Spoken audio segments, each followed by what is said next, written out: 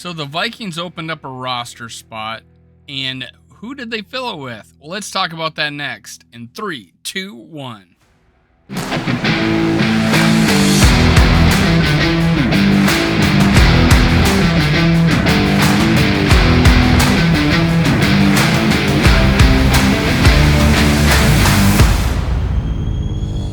Gather around, Skull brothers and sisters. This is Skull World, brought to you by Minnesota Sports Talk. I'm your host, Dave. You can follow me on Twitter, TikTok, and Facebook at Skull World. Now make sure you go down and hit subscribe, like, and leave a comment. Tell me what you think of anything I talk about. I appreciate it. It makes me grow as a channel. Subscribe, like, and comment. Thank you, thank you, thank you. I appreciate it. Let's get started. Let's talk about the Vikings. They got rid of Prohl. They released him. They put Dorn back on the practice squad. It left 52 guys on the 53-man roster open spot. Speculation went rampant. Odell Beckham Jr. was cryptic about possibly going on a team. There was reports of like 5 teams that he'd go to, Vikings not being one of them. But the fact that KOC was his offensive coordinator and he had pretty good success, and he honestly turned the corner as far as being a team leader and being fan friendly when he was with the Rams. So, and there was some philanthropy things that he did and some just nice gestures you could see. He was kind of changing his image, and it might be because he was growing up. Now the speculation came around the fact that we have 3 LSU players that are prominent on our team: Justin Jefferson, Patrick Peterson, and Danielle Hunter. So there's a lot to speculation about that. Plus KOC was, a coach for Odell Beckham Jr. Now Dominican Sue, speculation was that we just talked to him, earlier in the season or in the preseason about coming to play for us, and there was a money issue, and I think he wants more, and I don't blame him. Veteran minimum is not an enticing offer to go get your head beat in every play. So that's where we're at. So what did the Vikings do with that pick? They went and got, let me pull him up, Benton Whitley, who was a free agent with the Rams, and then I believe the Kansas City Chiefs got him off their practice squad, or got him when they released him, one of the two. And so now he was on Kansas City's roster. He flashed in preseason apparently, and that made enough sense for the Vikings to go pick him up. Now at the beginning of the year, I had big time concerns about our linebacker situation. Big time concerns. Well, the good news is we don't have that problem anymore, because the likes of Patrick Jones and DJ Wanham stepping up as really effective backups. This is just another guy that we can mix in there, so that in the depth may become an issue, but this guy is pretty athletic. He has some measurables that set him apart, that he could easily be a nice addition to the special teams. So, I feel good about the move. Now, the things to note about him: he's a former Crusader, which is, he played for Holy Cross. As a 5th-year senior in 2021, he started all 13 games at defensive end. According to Crusaders' website, they total 49 tackles, 5.5 sacks, 11.5 tackles for loss, and a forced fumble. Whitley got his start at Holy Cross as a backup linebacker in 2017, moved to defensive end as a sophomore in 2018. Whitley attended Minnetonka Regional High School in Wilbraham, Massachusetts, where he earned an all-state honors as a senior on the football team and was a 2-time first-team All-Western Massachusetts selection.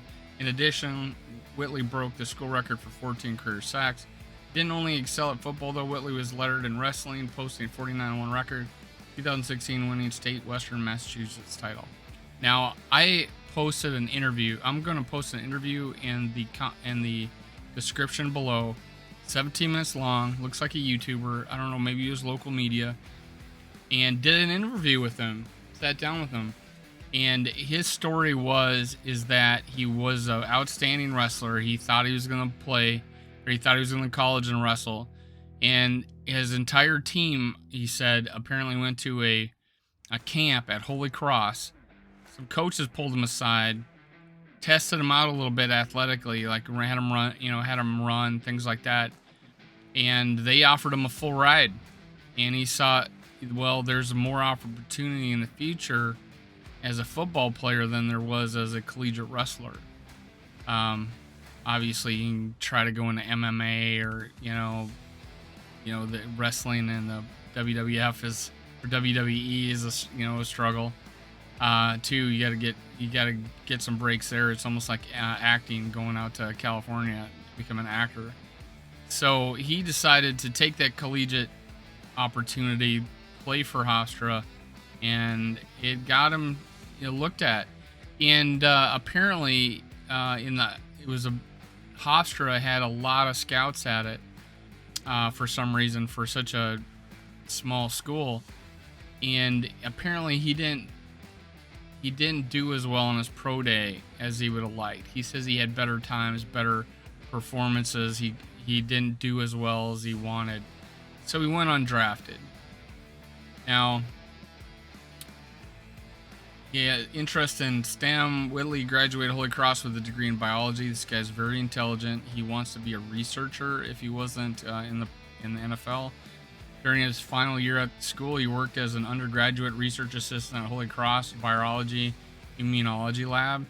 He also completed a technology internship with Dell EMC in 2020. I used to work for Dell. EMC is the top of the line hardware you can find. Let's see. Weird, missing a section here, but admirable work ethic. He is known for his work ethic, so that's good. He garnered a reputation for hard work that got him to the NFL. In May, Western Mass News spoke with Whitley's high school football and wrestling coach, Will Nickerson, who called him the hardest worker in the room. You hear that analogy a lot, but that is Benton Whitley. Nickerson said the coach noted that Whitley and other students used to wager cookies at lunchtime on who would receive the highest grade on an exam. New England edition. Whitley joins Vikings practice squad center Josh Sokol Hopkinton as the two Massachusetts natives in Minnesota's locker room. So it's got hopefully a friendly face here. Sokol's our second or third string center who we got as a undrafted free agent. So we got two guys from Massachusetts then. But that was his write-up by the Vikings. He actually, let me look here, pull this up a little bit. On his draftbuzz.com, NFLdraftbuzz.com had a prospect report on him. They said he had a 40 time of 4.87 seconds. Not bad for defensive end, but playing outside linebacker, still all right. I imagine it's no different than Jones or Wanham. Height 6'3", weight 251. His hand size is 9 6/8, which is enormous. His arms 33 5/8, which is also outstanding. And his wingspan's 81 5/8. This guy is long, very long, longer than his height. I also saw that he was 6'4" on another chart somewhere, but it says 6'3" on this one. Now, there's no video on this guy that I could find except for like one play in preseason. I didn't look too hard, so I was just going to go off what the strengths and weaknesses are off this draft card. He wins with all-out hustle, second and third effort, and will contribute in the NFL. Relentless and strong off the edge as a pass rusher when fresh. Gets under the pads of tackles to bull rush them in the backfield. Aggressive with good awareness to track the ball and attack. Tenacious, tough, competitive, and versatile. High effort, thickly built defender. That is true. He is a thick dude and he's long. With good strength and leverage to create a pile. Locates the ball quickly and pursues with passion, showing good lateral agility while extending the play to the sideline. Plays with leverage at the point of attack, whether inside or outside. Keeps eyes on the backfield. When inside, moves linemen to either side with strong hands. This guy looks like a strong dude. I don't know what his bench press was, but he just looks like it. And guys with longer arms have more trouble doing bench press. But he looks athletic. He looks thick. He looks strong. And he has a decent 40 for a defensive lineman. Weaknesses. It says it stands up well against the run, but is very pursuit conscious and will take unneeded wide angles. Misses tackles even when he gets his hands on the ball carrier. Needs to improve hand placement technique. That kind of contradicts what they said earlier.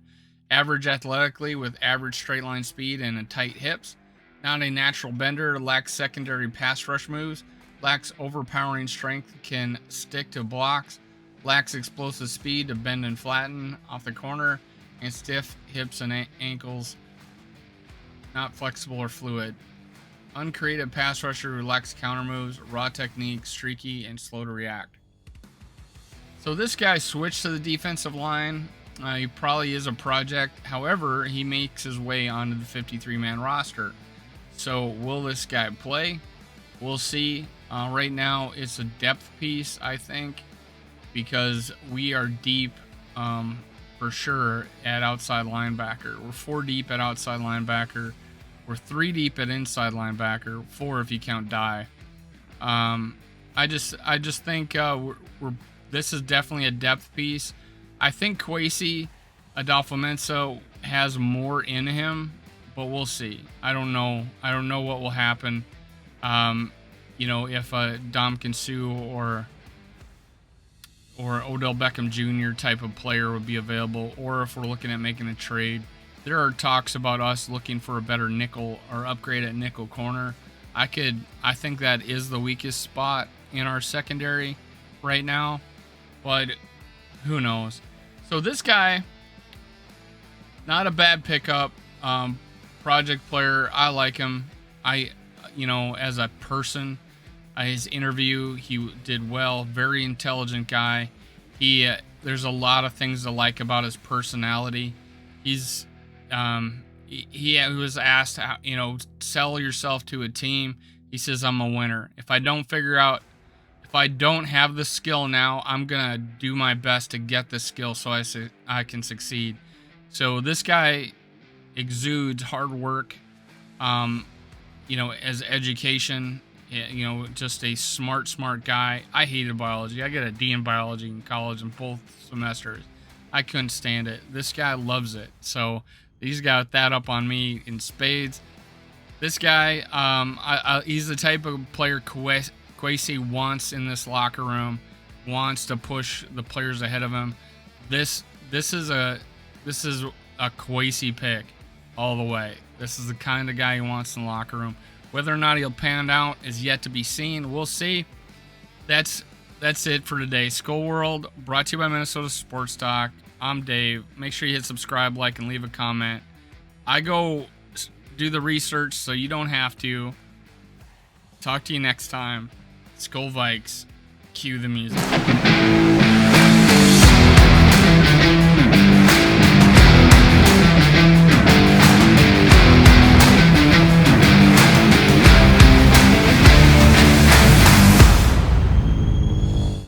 Thank you, Viking fans, for listening. Make sure you catch my other episodes. Also, make sure you subscribe, like, and leave a comment below. Thank you. Skull Vikes.